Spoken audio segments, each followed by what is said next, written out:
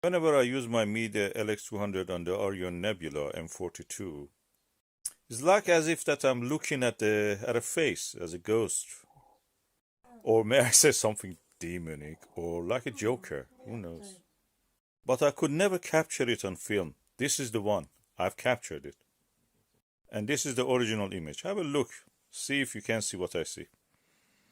For me, just fun, but you may find it scary. Something in the sky is going on. Is somebody looking down on us? Think.